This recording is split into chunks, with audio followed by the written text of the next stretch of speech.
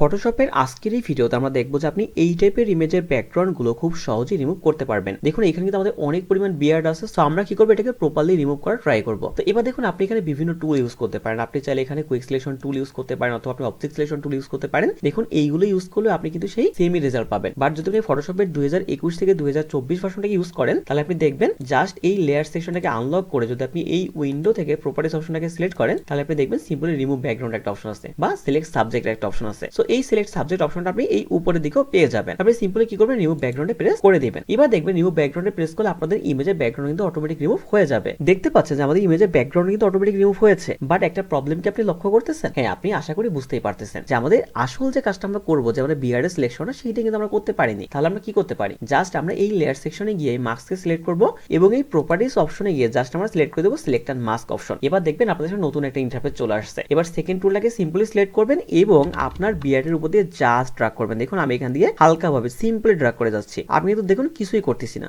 Just দেখুন এখানে আমি ড্র্যাগ করে দিলাম। ড্র্যাগ করার পর যখন আমার ড্র্যাগ হয়ে যায় পুরোপুরি সিম্পল ব্যাপার, আপনি এখানে ওকে বাটন প্রেস করবেন। ওকে বাটন প্রেস করার পর দেখতেই পাবেন আপনার বিয়ারটা দেখুন এইখানে কিন্তু কতটা প্রপারলি ওয়েতে রিমুভ হয়ে গিয়েছে। সো আশা করি আপনারা বুঝতেই পারতেছেন। আজকে ভিডিওটার মেইন উদ্দেশ্যটাই ছিল আমাদের বিয়ারটা কিভাবে প্রপার সিলেকশন আমরা করতে পারি। সো আই থিঙ্ক এরপর থেকে আপনাদের এই বিষয়টা নিয়ে কোনো প্রবলেম হবে না। আজকে না এতটুকুই, দেখা হচ্ছে সম্পূর্ণ নতুন কোনো ভিডিওতে। এরকম আরো অনেক গুরুত্বপূর্ণ ভিডিওর জন্য আমার সাথেই থাকুন।